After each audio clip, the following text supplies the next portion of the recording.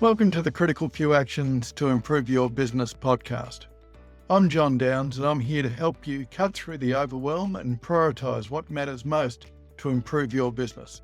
Let's get started and discover the critical few actions that have the biggest impact.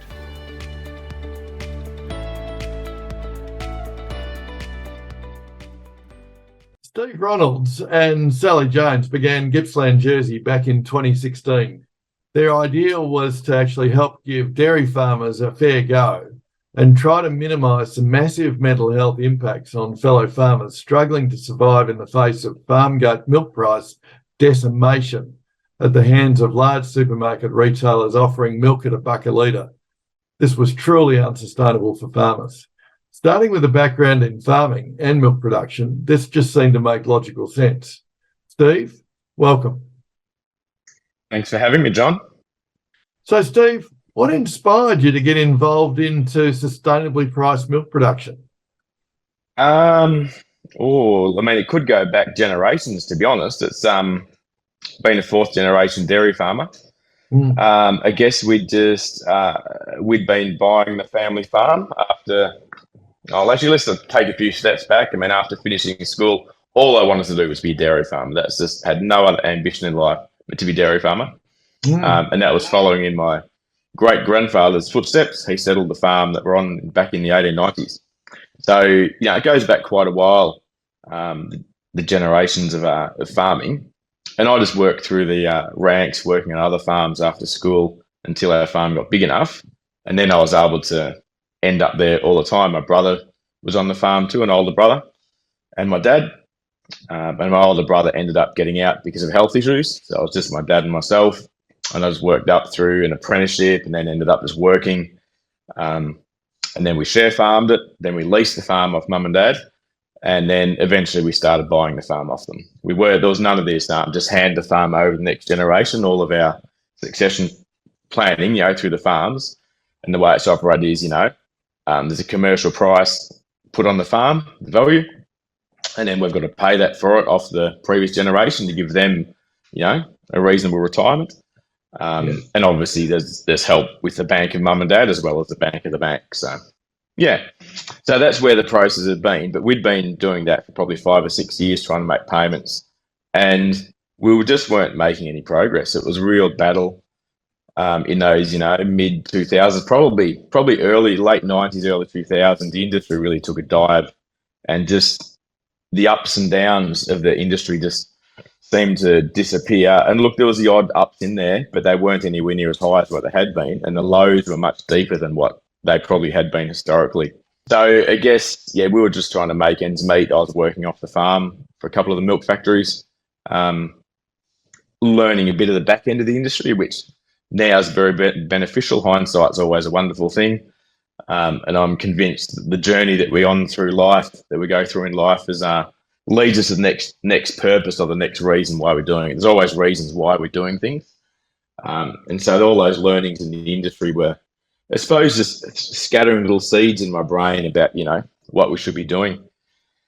And it actually took a motorbike accident where I was laid up in bed for quite a few months. Not probably in bed for a few months, but I was out of action for months. Where the mind just started ticking as to, what are we doing with this?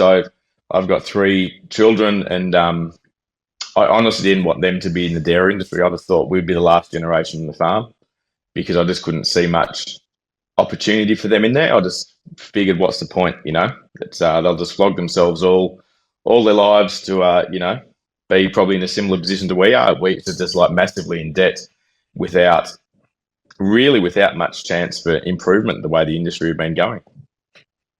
So it was through that accident, I guess my mind was just a bit more vacant than usual, and more things were going around and around, and it just got me thinking. And there was a few sort of little circumstances happened, but that maybe we just need to value add to the milk on our farm, and that would be the only way forward for us to go, because it just guaranteed that we would get a fair price for the produce that we're producing. So I guess that's where the seeds started. And then I didn't meet a friend of mine, Sally Jones, who's now my business partner. Her family, it sort of had a bit of a similar situation. They had a dairy farm milking Jersey cows like we were up in Lakes Entrance. And they just found things incredibly hard through the size of their farm, their location where they were, to make ends meet as well. So they ended up value adding to their milk and turning theirs into ice cream. And they would have some ice cream shops throughout Gippsland. And it was just that connection with their history, and Sally had some experience in PR and media and marketing that led us to join together to consider starting a milk brand. Right. And was the supermarket majors driving the price down at a retail level? Was that a major trigger, or was that actually more of a marketing scam for them? Look, it could be looked at from either end. How much does supermarket retail price affect what farm gate price? Probably back then it wasn't as much as what it was. The industry has shrunk a lot to where it is right now. So back then we were a net exporter. Most of our product that was made in Australia was exported overseas. It would be partially or fully produced and turned into a product, and then sent over to feed the rest of the world. But with everything that's gone on over the last, probably 10 years, the industry shrunk massively, and now we're actually, essentially, you'd actually call us a net importer of product. We probably don't actually produce enough dairy to feed our country anymore, which is a bit of a scary thought.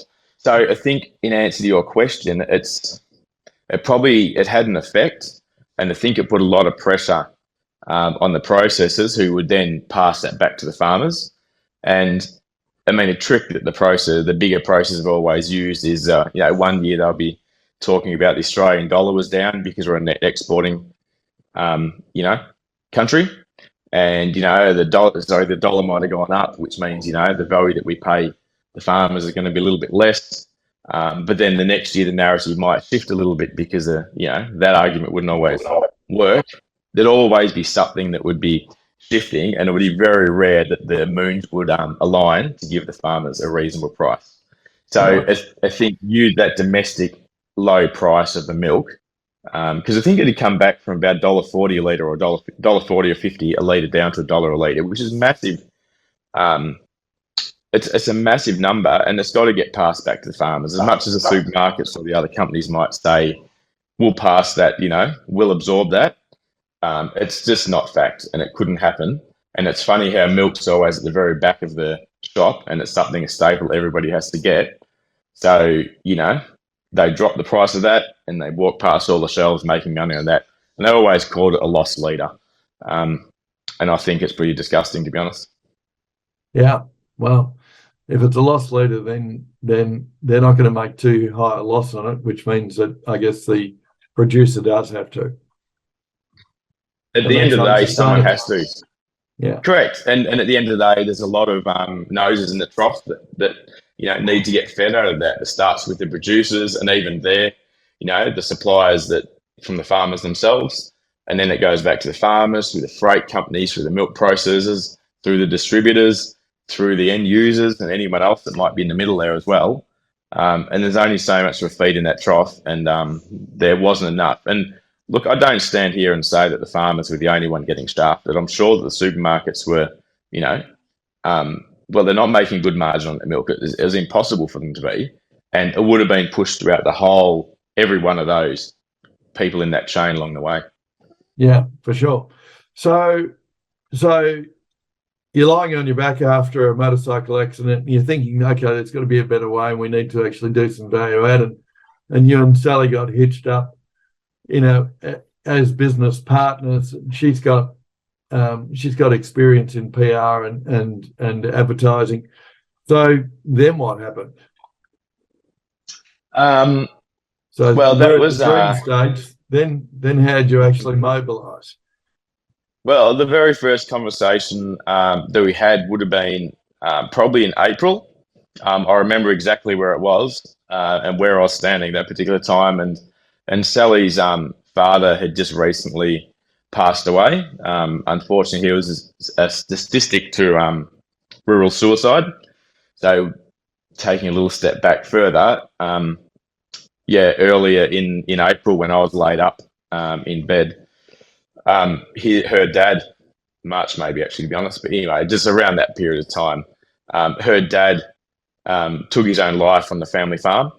So he, after he'd finished milking and, processing his milk into ice cream, and probably, look, I only ever met him once, but essentially, from my understanding, he was Mr. Ice Cream. And when he finished all that up, I think essentially, he probably lost a bit of his identity on who he was, and apparently just spiraled into a place of where there was no hope and no return for him, which is a really horrible story. And that was where the first conversation with Sally happened. Possibly maybe not the most appropriate conversation for me to have, as the first time I've seen her since this happened. She's telling me a bit about what had happened, which, obviously I was sympathetic and, understanding a little bit of what she was going through. But I also, in that same conversation, said to her, look, I think I really want to value add to the milk on my farm. Would it be something you'd be interested in helping me a bit with your skills that you have in marketing and social media and this sort of stuff? And she was very heavily involved in the Warragul Farmers Market. She'd started that with one of her mates, and in the whole process of this, the dairy crisis was happening. At that stage, Murray Goulburn had just dropped their price really significantly and ended up going bust out the back door. Fonterra, the second biggest processor, if not second close to the biggest processor, also dropped the price. And what was going on in the industry was just horrific. There were farmers who were just, going bankrupt. Farmers who were taking their lives and all this stuff, and it was such a horrific time. This is in 2016, and I think it will go down in history as, the big dairy crisis. And during that time at the farmers market, Sally put a little group, a panel of farmers up on there to get the consumers to understand what was actually going on, because people were reaching out to the farmers market saying, how can we help the farmers? We know they're in pain and we know they're suffering. How can we help them practically? And so they got these 4 farmers to talk about what was going on in the industry. Very passionate. I was there. They were sitting outside the Arts Centre in Warragul. And the media was there, and there was a lot of people listening to these farmers telling the story as it was happening, very live and real. Mm. And it was actually after that, about 2:00 that afternoon, I get this text message from Sally saying, let's do it. Let's start this milk brand. And so I think that was in April or May. And by September, we had milk in a bottle. And it was pretty intense process to do that.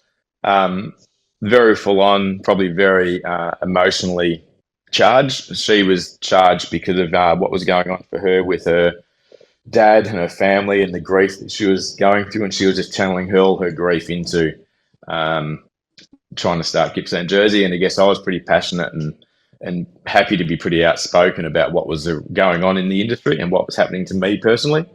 Mm. And so we just sat down really with a piece of butcher's paper and a few people, friends, mentors around us and family, and just said, what are we going to stand for? And it probably took no more than 20 minutes to come up with 3 pillars. And the 3 pillars were fair price for the farmers. The farmers have always got to be paid a fair price for the beautiful produce that they're making. Second one was around mental health and trying to, at that stage, it's probably shifted a little bit now, but at that stage was to really just try to smash that stigma of farmer suicide and mental health, or probably rural suicide and mental health. And particularly among males at that stage, it was really something that was pretty shamed upon. It's not that long ago, but it's the discussions are a lot more real and easy now than what they were back at that stage.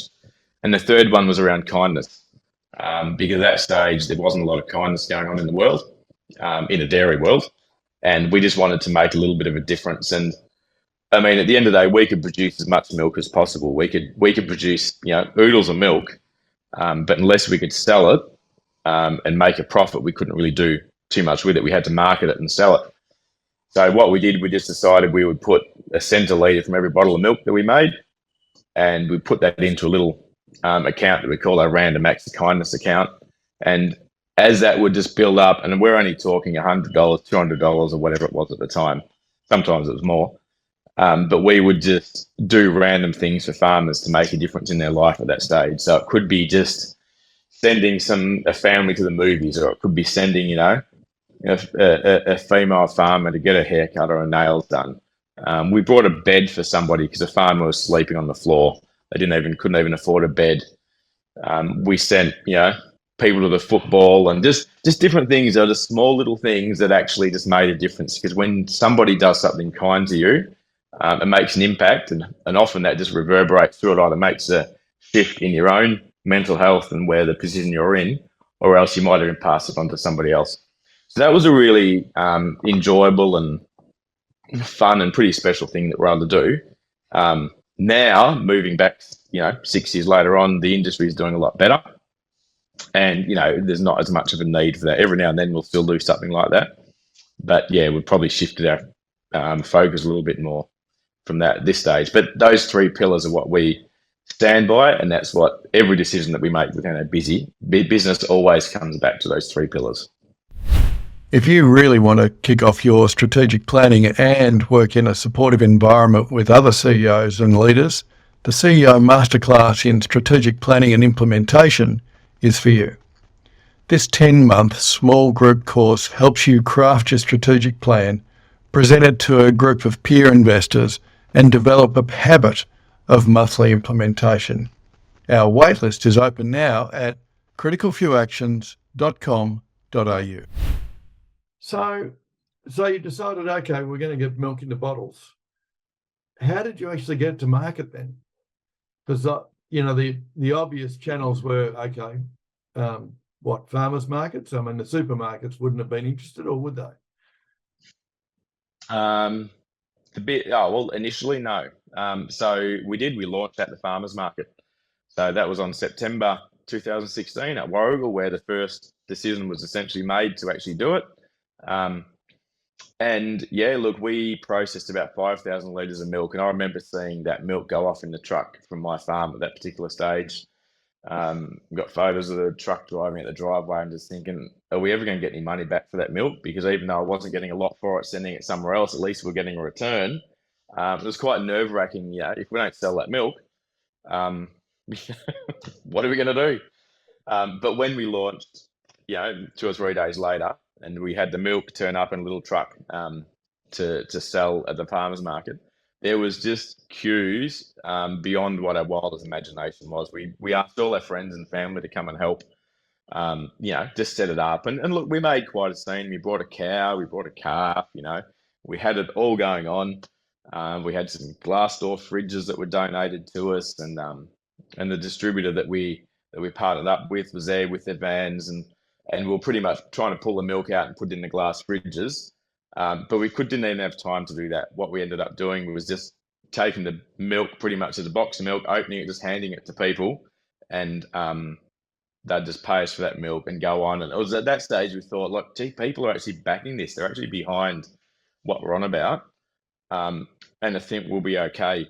And we had 4 or 5 of the smaller supermarkets, just your IGAs and Super Food Works, and just those independents, and some general stores and a few cafes that said, yep, we'll support you and use you. And that's how we got started. And some of them are still with us today, some of them aren't. But yeah, it was quite when you think about it and consider what went on, it was pretty incredible, to be honest.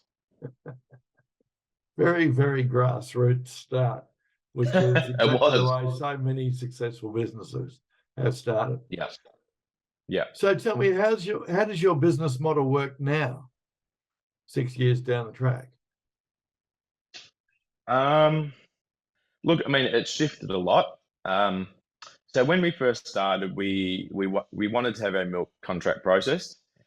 We studied a lot of the smaller dairies around Australia that did what we hoped to do, and what we found were that the majority of them were pretty small, just single one farm, so single source off one farm, and then they would just send their milk around their little area, which is great, and that's as far as they wanted to go, essentially. For us, that's not what we wanted to do. We really wanted to bring on a number of farmers to get paid a fair price. And sort of the goal was, and probably still is, to have a dozen farmers or 15 farmers who are just always getting paid a fair price for the milk. So to do that, we knew that we weren't going to set up a little factory on my farm. I haven't got town water. We didn't have enough power. We haven't got enough water on the farm anyway. So just some of those main, the utilities that you just need weren't there. So we knew my farm was not the place to set up a little factory. So we just decided we would just send our milk out to be contract processed. So we found a person who could do that for us in Dandenong. And that gave us the ability to then go and just sell our milk. So Sally and I just wore out our boots, knocking on every shop, cafe, retail store, whatever we could find, pretty much from the New South Wales border all the way through to Melbourne. So the distributor that we had could service Gippsland and Melbourne. So we literally wouldn't see the milk. The milk would go off in a milk tanker. And if we wanted to hand a sample out to a particular shop or whatever, we'd literally just go to a supermarket, buy a milk, and then hand it to somebody else to take it, because we weren't processing it. Because like I was saying, most of the smaller companies that did what we do, we find that the farmer milks the cows like I would be, and then they would jump into their factory and process milk and turn it into cheese or milk or whatever they might do. And then they would think, oh, hang on, we've got to get it delivered. So then they go do deliveries, and then they would have to come back. Oh, it's milking time again. And that was just a cycle, and it's not a cycle that we wanted to get into. I'm not going to say we've got it right, because we work incredibly hard and are just in another cycle ourselves in our own business. But what it meant was that we could grow our business, and we just would totally, not focus on anything to do with the product, but all to be do just was selling milk, and just to grow that business as fast as possible. Yeah. So we did that probably for 2.5, 3 years. And then we got a phone call that, you don't really want to get from our contract processor, who says, hey guys, we can't process your milk after another 30 days. I'm just giving you 30 days notice that you need to find someone else to process your milk, which we didn't do a super big panic. We're actually looking at another milk factory in South Australia at that particular time, because we're starting to the seeds were sowing that once we got to a certain size, it would be time to process the milk ourselves. It would become economical and viable. So we were actually looking at this factory in South Australia when we got that phone call in the airport. And we actually just did a little live video sitting in the Adelaide airport on our social media. We just went on Facebook Live and did a little video and said, hey, we've just had this happen. We've just got this phone call. If anyone knows anyone who could, who could process the milk for us, just if you could let us know, that'd be great. And jump on the plane and, an hour flight home and get there. And when we get back, the phones are just ding, ding, ding, ding, ding. And it went a little bit. People were just sharing it and trying to help, and realised that, we probably needed some assistance. And that's how we've rolled a fair bit with what we've done. But what we found was that there wasn't anyone suitable really to process our milk. It was actually quite tricky, because we were a bit too big for the really small people to process the milk, but we're still way too small for the big factories or big guys to want to do it, and they probably wouldn't do it anyway for us, to be honest, because we didn't get a yes from them anyway. But that we found ourselves in this little pickle. So we ended up the only place we could find to process our milk was 4 hours away in the Western District of Victoria. That was the only place. We had offers of people, oh, we can do it, we're in Queensland, we can do it, or we can do it somewhere else, but it just wasn't viable or able. So once again, we pulled out the butcher's paper, and we were sitting in the Warragul Library one time, because we never really had an office, and we were just thinking, what are the options of how we can do this? We can't really find anyone to process our milk. What's the options for us to survive? Because the milk getting processed in the Western District wasn't viable at all. It just kept milk on the shelves to keep continuity of supply, which we thought was worth the risk of going broke for, essentially. So it really come down to that. At Sally's family farm up in Lakes Entrance, there was a factory sitting there that had a horse living in it, and a squatter hadn't been used for a number of years, was sitting there. And so I went for a drive, had a look at it afterwards, and thought, well, that's actually got potential to turn into something if we had to, but it was sort of the last option. And so I spoke to Beck, my wife, and I said, "What do you think about what would you think about moving to Lakes Entrance if we decided to process that?" And I really expected her not to be keen at all, and that would have been cool. We wouldn't have done it, but she actually said that might be good for our family. So yeah, maybe we should do it. So we jumped on and we did a little. You could call it a crowd fund, or we asked people to pre-purchase bottles of milk. So we didn't ask for money just to be handed to us. But they were $10 for each bottle of milk. So they're an expensive bottle of milk, absolutely. But the idea was that once we had that factory up and racing and operating, that we would then hand the bottle of milk back to that person and say, thank you very much, for your support. And I think we did 5 social media posts on that, and we raised $110,000 in 20 days or something. That was quite wow. Incredible how that all come about, and that was able to just cover the things that we weren't able to finance. We had our bank manager, the CBA, really backed us with some old equipment. Our separator and our homogenizer are pretty old, that probably not normally financeable, but yeah, they backed us. And the important things, or the extra important things, like our pasteurizer and our chili unit and things that really affect milk quality, we went and purchased brand new and just financed all that. We financed ourselves as high as we possibly could go. And we used that $110,000 to rewire the factory and pour concrete and paint floors and pay for plumbers and the things that you just can't finance, that you just need cash for, because we weren't, like I said, we're bleeding money with our milk being processed in the Western District. So it was a pretty full on period of time, but we managed to scrape through. And then here we are. We're processing our milk. Funnily enough, the fires in East Gippsland were very, very close to us just as we're about to open. We actually had our dairy food safe license audit booked on January the 9th or 8th the 9th or something like that.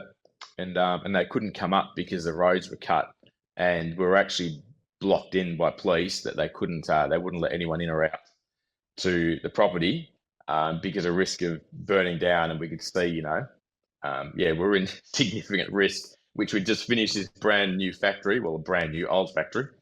And then the risk of it possibly being burnt down was not an option to us. So anyway, here we are now. And so now you're producing how many 1,000 litres a week or a day? Look, it's pegged back a little bit just at the moment, but yeah, sort of around 50,000 litres a week, we could call it. Yep. And milk. And so and how does that business model work now? Because you're actually not spending most of your time at farmers markets, is that right?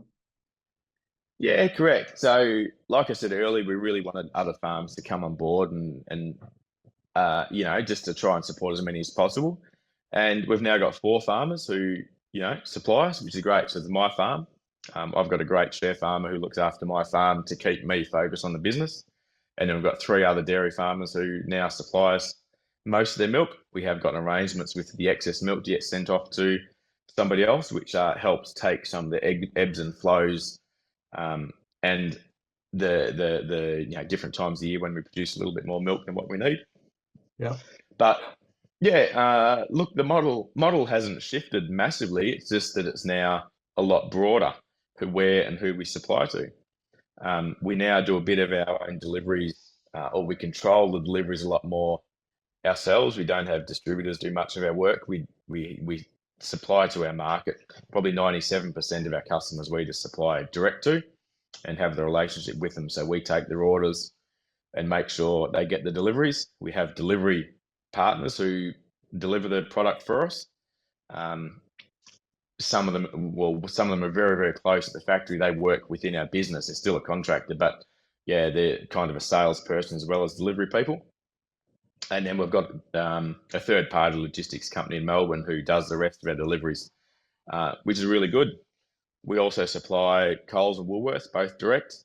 through the DC, which works well, and direct to store for some of the smaller product lines that don't go through DC. So yeah, we've been able to have that relationship with them, and along the way keep the relationships with the smaller supermarkets and general stores and Ritchie stores and whatnot. So yeah.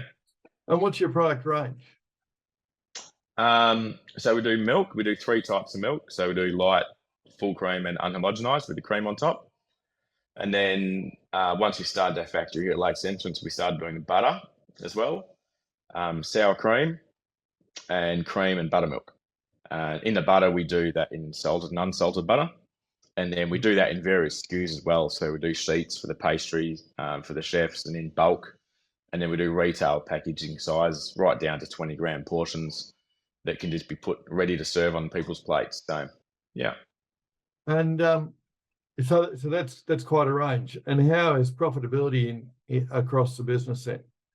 Is it do you see it as being a long-term viable business now? Yeah, look, it has been good. We talked earlier about the supermarkets and how they played with and affected the industry and the business. And I sort of said, look, they had a fair impact on it. To be honest, now they're actually having a significant impact as well, because now the supermarkets have their own supply direct with the farmers. And funnily enough, the cheapest milk in the supermarket, which obviously is owned by the supermarkets themselves, they've essentially got to pay the highest price to the farmers for that milk. In any normal industry, that just blows anyone's minds. But I don't think many people really understand that that's what goes on in it. Because at the end of the day, what they're doing, they're inflating the price of the milk paid to the farmers. So at the moment, the farmers are actually probably benefiting from that, which is great. The farmers are getting paid a really good price at the moment. Well, the best they've ever been paid. And I don't think you'll hear of any dairy farmers complaining of what they're getting paid. This current season, it's relatively incredible, to be honest. But that then has put pressure back onto the rest of the processing companies and ourselves. I'm going to call ourselves one as well, because they've got to match these really high prices to pay the farmers. And I think the whole industry is under a fair bit of pressure because of that at the moment. So in answer to the question, look, we have been, I mean, milk is not a profitable business, and we know that from the start. But look, we've been trading along okay, and our volumes have been enough that it works. This current season is really tight, to be honest, and it's quite difficult right at the moment. But we will be able to trade through it, and we just keep going. But it's funny how just 2 big businesses can skew whole industries. And look, essentially they need to be called out for it, because it didn't make sense when they were paying, selling at so cheap a price. If they were where it's losing the margin on the whole lot of that and still paying the farmers a fair price at the start, there wouldn't be an issue. But what happened is that so many farmers have left the industry. The industry's probably shrunk nearly 30-40% in the last 10 years. And the problem is, like I said earlier, we are actually a net importer of dairy produce. So the price for milk has gone up, and that means that there's not enough milk around now. So we're really sort of, if they had a bit wider view, they would have been able to understand that if we just pay the farmers a bit better earlier on, we'll keep them in the industry and we won't have the current issues that we have now. Yeah. So one of the supermarkets right now is trying to lock their farms in for 3 years at a really high price that probably doesn't reflect the narrative of what's happening with the milk around the world at the moment. America's milk prices, dropping significantly every month at the moment. Europe is dropping every month significantly. And the major supermarket buyer has just said, we're going to lock this ridiculously high price in for the next 3 years. Doesn't make sense. So, yeah. So then when I think about Gippsland Jersey, it's a micro producer, I guess would be the best way to describe it when you compare it to Fonterra and others. What's unique about Gippsland Jersey that helps it deserve the supermarket space that it has and the premium pricing that it charges? and premium but fair. Yeah. So I think it's finding our lane and sticking to it. So one of the unique things about Gippsland Jersey milk is Jersey is actually a breed of cow. So they're little brown cows with their cute eyelashes and all this stuff. A lot smaller frame.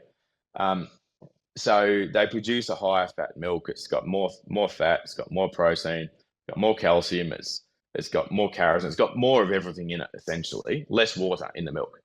Mm. So that means that for every bottle of milk that you buy, there is a lot more dense nutrient value in that. That's hard to explain to people, but that's the reality of why it tastes better. The other part of it is that anyone who buys Gippsland Jersey milk knows that, yes, it's a premium product, it's Jersey, but they also know that the farmers will always be paid a fair price for the milk, which I don't think any other company can hand on heart say that they can do that, because that's just our model. So we start with the farmers and pay the farmers first the right price, and then just add all the margins on to dictate the price that the consumer has to pay. Because at the end of the day, we can't go broke over it, and we're not going to send our farmers broke. Mm. Whereas I think every other single dairy company in Australia in the milk space starts with the consumer of what they think they need and work backwards from that. And I think that's a really big difference in the model. And people believe in authentic, and grassroots. So we are the only, Jersey producing milk in Gippsland or in Melbourne. So, if you want quality milk, people need to come to us. Pretty much we're the most. There is a little micro dairy in Gippsland as well, but in Gippsland we are the only other producer of milk. None of the big companies have got white milk processing in Gippsland. We're the only one. That's quite unique. Gippsland and Eastern Melbourne, or the whole of Melbourne, is a huge catchment of people, and people want to support local. As long as we're price competitive, that's what people want to do. So it's funny. Look, yes, we've had to increase our price as we go along, and consumers seem to be supportive of that as we've done that. But yeah, we're a very unique business, very grassroots. Sally and I are so embedded in this business and work incredibly hard just to make this thing work and keep functioning day in, day out. Yeah. But now we've got a good team of people around us. We've got a whole factory that's operating every day. I think there's 8 people in there working today, just processing cream. I think they're processing cream, the 3 white milks, and doing washing up, and more milk is arriving to go tomorrow. So that's Mm. just how our business rolls. It's operating 6 or 7 days a week, and it's very exciting. Yeah. Yeah. And you mentioned price increases. How have you been able to make your way when faced with the brute force that the major supermarkets can apply? I mean, over the last 12 months, there must have been a requirement, I would have thought, with processing costs, staffing costs, lack of staff in the region, and so on. It must have been a need for you to actually talk to some of your major purchasers about price increases. How have you gone with that? Good. So we probably did a rookie mistake. So we were paying the farms right from the start the same price for the first almost 5 full years, because our price was better than everybody else was paying. It just worked. Our farmers were happy, and it was only at the end of last season that we probably didn't quite stay competitive with the market. It was at that stage that the rest of the market finally caught up to us. The problem with that was that after 5 years, we hadn't done a price increase either, because we didn't really need to. The rookie mistake is that we probably should have been increasing the prices and reviewing them every 6 months or 12 months, because when we did do the price rise, we had to do a reasonably significant one. Which, look, we did lose a couple of people, but even then, most people were very understanding. That was in May last year that we did that. So yeah, look, but it wasn't enough. It wasn't enough, and we're just currently doing another one at the moment, because just all the costs have gone up. And like I said, we've had to pay more to the farms than what we had budgeted for and planned for, because the other companies, paying more, and we've got to be competitive. So it's been tricky. Each of our 4 farmers came up to me and just said, look, at the end of the day, if you guys have to pay us a bit less, You paid us a premium for the last 4 years or 5 years. So we're very happy. We don't need to be price matched or anything like that, because the last thing we want to do is for Gippsland Jersey to go broke, and and then we've just got to go back to supplying the bigger companies. So the farmers are quite incredible in their attitude towards us and their allegiance to us, which is amazing. Yeah, yeah. Well, I guess you've earned that throughout the years. So when you think about the things that you've learned over the last 6 years, what have been the major roadblocks that you've hit along the way, and how did you overcome Oh, gee, there's so many roadblocks along the way, isn't there? them? I mean, yeah, look, some of them are self-inflicted. So for us, we decided when we started the business that we were all about local. You can't preach something and live a different life to what you preach. So, and that's who we are. That's how we roll. That's who, embedded in who Sally and I are. So we made sure that we used a local family-owned, distributor or delivery company. That was part of what we just said. That's what we have to do. The contract processor who processes our milk, we said they have to be Australian-owned and ideally families if they can. We found that the people who manufacture our boxes that we put the milk in, they're made just up the road from my farm in Nearham South. And yes, we know we can get them cheaper elsewhere, but if we don't support our own backyard, those businesses will go under, and it's just a bad spiral, and we don't want to be a part of that.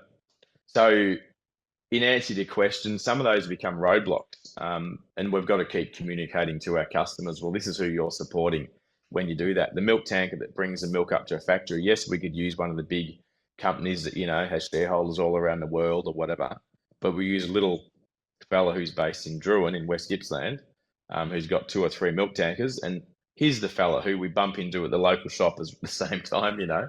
So that's how our business rolls, and that in itself is a roadblocker. The contract processing is expensive. It was really good. It got us off our feet, but we knew we had to process our milk at the same time, and finding that right time to do that is really, really difficult. Sometimes you just got to make those jumps and just step in and do it. That one we were forced into, which was probably actually a blessing in a lot of ways. Not probably what we had expected or wanted to do so fast, but it probably actually worked really well for us, and it's really set us up, to fit in our place in the market. Yeah, sometimes loyalties can be a problem as well. That we had a distributor who we were using that probably was holding us back a bit, but because they're just a small and they're family owned, you have those bit of relationship with them. That ended up falling over when they decided to bring another Jersey milk into their line that they would deliver, which we didn't think was fair or reasonable because we were very restricted in what we could do. But we probably should have made some decisions and harder decisions earlier to pull the pin and go direct, because that's what works for our model at the moment, is going direct to the customer. They're just a few. Look, there's so many things we can elaborate on. And so you've gotten to where you're at now, and you've got a strong and viable business. Are you looking to expand dramatically? Or continue on with where you're at and how you're running it? No, look, we still want to grow. Like, we're very committed to growing our business further. Like I've said a couple of times, we really want to have 10 or a dozen suppliers supplying our brand. That's where we would like to get to. It could be a lot more, but we don't want to become a massive big player in the industry. It's not what really floats our boat. But we would like to keep growing in that space. I think we've had incredible growth. Look, every year it was pretty much 70% growth year on year for the first 4 years.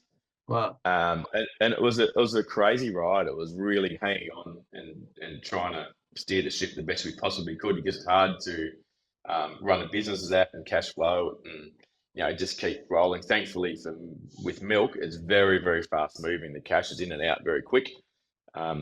So it's probably not a bad business to grow at that speed. We don't have to hold much stock. It's very, very quick moving, which is good. Yeah, so look, we're setting up more of a team around us to allow us to do that. We've now got more of a sales and marketing team, and we recently put a full-time salesperson on who's just out and about in Melbourne all day, every day, pursuing customers. We've got more of a much more of a planned, strategic, just a plan around our whole sales and marketing plan, and I mean, and the whole business in general. But very focused with the whole team around that. And we're trying to really develop the team at the factory so that, they're not as reliant on myself, because I've been in there full time all the time, with other people bringing that in. And just, I guess we're just maturing and, pulling up our big kid pants as we grow up, I suppose you could say. And are you looking to relocate and expand? Look, anything's on the agenda for us. Look, it's our location's not perfect. What we do, we have to freight our milk up a fair way from, West Gippsland into East Gippsland. It does give us access to markets in, New South Wales, which we take on. And look, all of our milk, like I said, is coming up. So it would make sense for us to be in a different location. But look, it's working at the moment. Our eyes are very wide open to how it might work. I mean, we might keep portion of the business in East Gippsland and move some of it at some stage. We're just not 100% sure on how that will look at this stage. Very wide vision, and especially around partnerships and collaboration and joint ventures with people. We talk to the people in the dairy space regularly in our patch. We try to bring them all together. We don't look at people as competitors so much, but rather as, people that we can learn from and work with. And yes, we have our lanes, but we're all quite slightly different. And they will cross every now and then, and we'll probably cheese each other's off. Excuse the dairy pun there. Occasionally, but that's if we can just grow the whole industry together, it's a good thing. The dairy industry in Gippsland is just huge, and it's just not celebrated, not at all. That's the third biggest dairying region in Australia, and no one really knows anything about it. Yeah, we're trying to put it on the map. Correct. Yeah. Yeah. So tell me, Steve, if you could go back in time now and advise your younger self when you were starting this business, what advice would you give yourself, knowing what you know now? I've got to bite my lip and say, don't do it. Nah, look, you got to have nerves of steel. Business is hard, and it's been harder. I mean, going through the whole COVID thing, look, that in a lot of ways, eventually, well, in the midst of it, was actually beneficial to us. It was horrible at the start. We probably benefited in the middle, and probably out the other side of it, as the world's sort of, battling a little bit more, and inflation's getting out of hand, and, prices are going through the roof. We're affected again. So that stupid word pivot that keeps getting put around, but it's so true that you've just got to have eyes wide open and not stick to the same thing all the time. But I guess sticking to what our core is, not steering too wide from that, not trying to look at all the shiny things on the side that could be exciting and fun. It's sort of sticking to our core, but having a wide enough vision that we're not so narrow-minded that we can't do it. Look, we won't die wondering anymore. But look, it's a interesting space. It's actually quite enjoyable and fun most of the time, to be honest. And just even dealing with the majors and the supermarkets, and look, I think people enjoy working with people who are generally grassroots and who are genuine.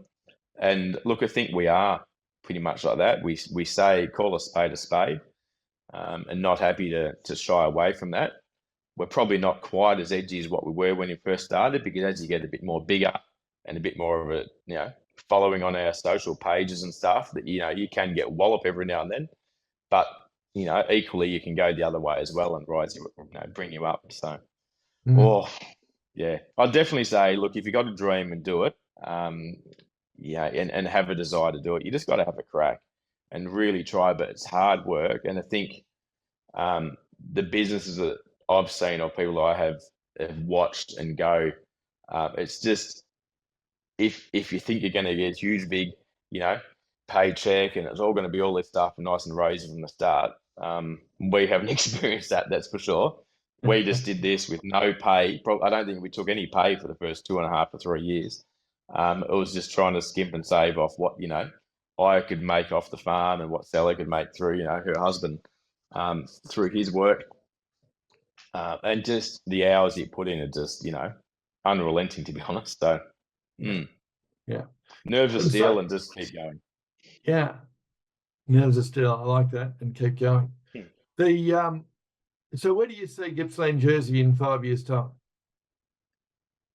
I would think that we would, in 5 years' time, we'd be double the size we are now. We've got capacity to do that where we are, or it could be elsewhere. I don't know. I haven't quite got a vision of that. Look, if I had a crystal ball, I'd think we might be have our base in a different location, still totally 100% within Gippsland.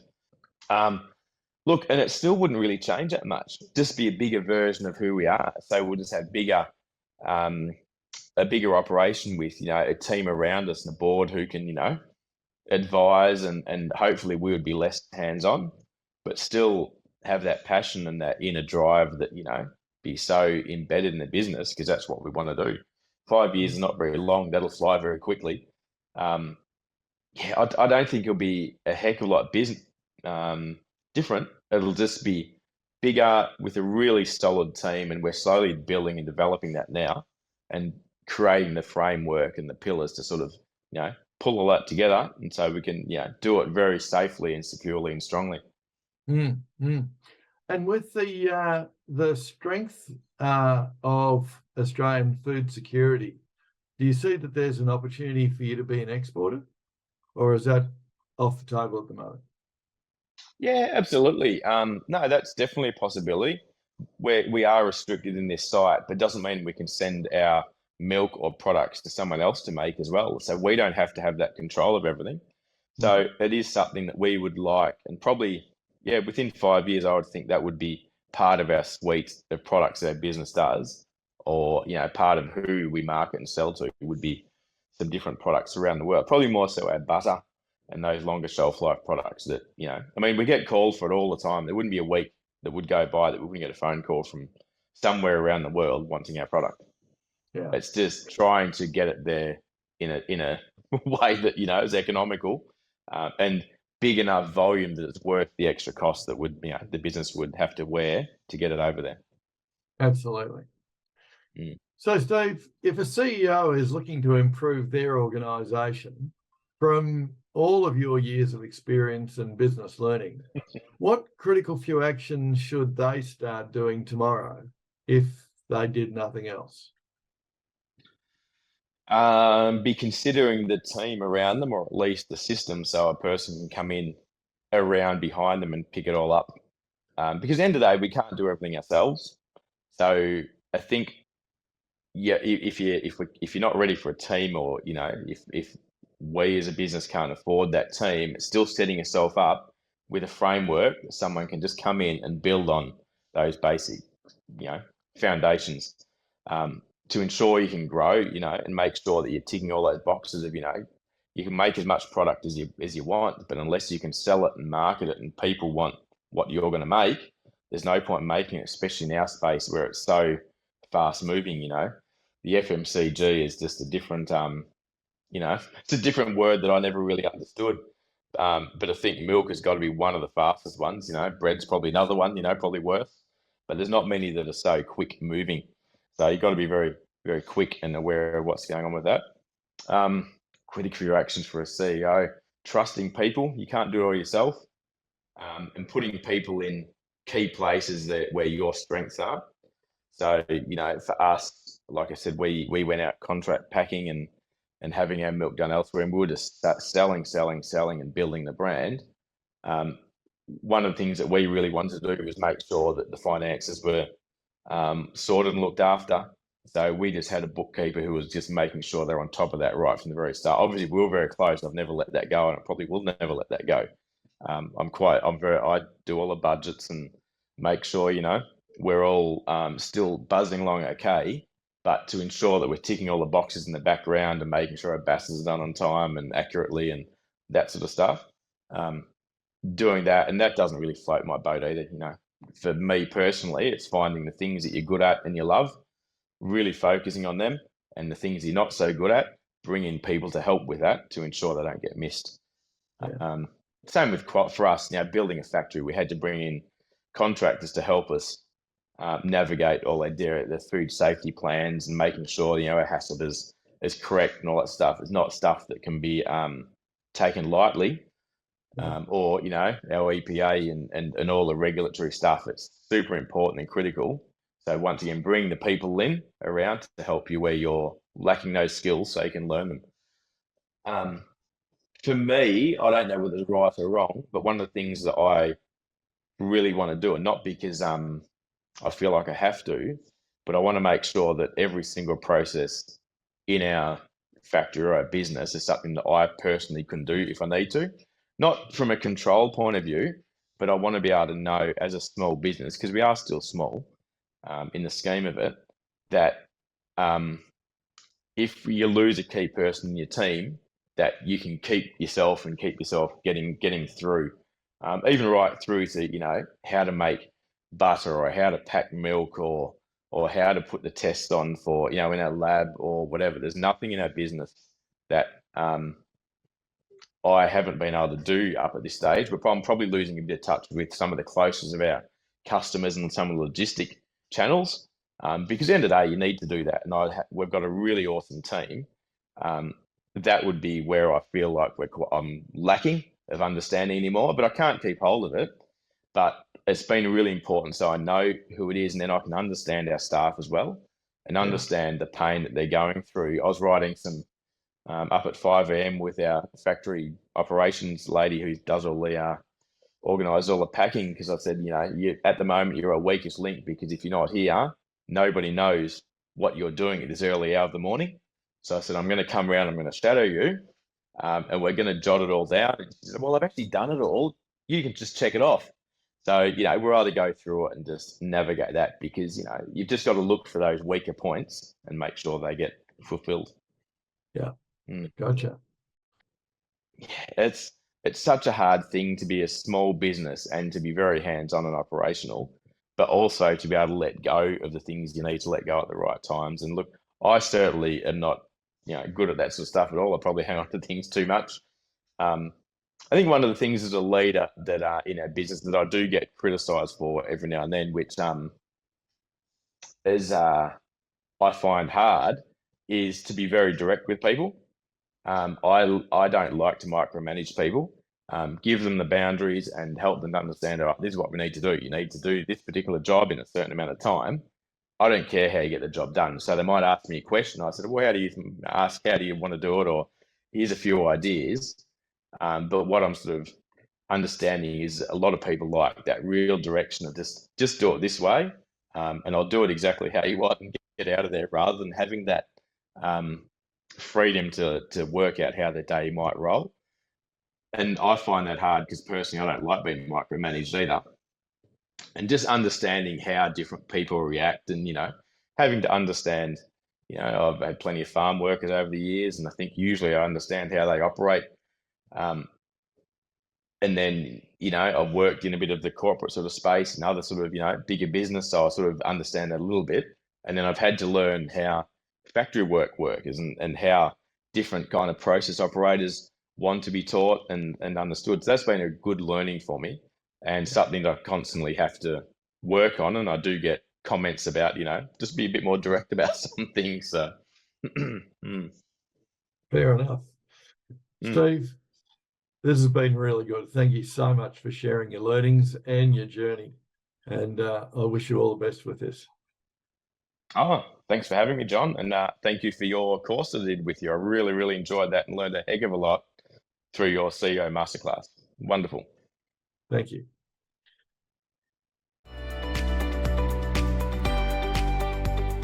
Thanks for listening to the Critical Few Actions podcast. Don't forget to subscribe where you listen to podcasts, follow us on LinkedIn for more insights, and share the show with other business leaders. Stay focused and take action.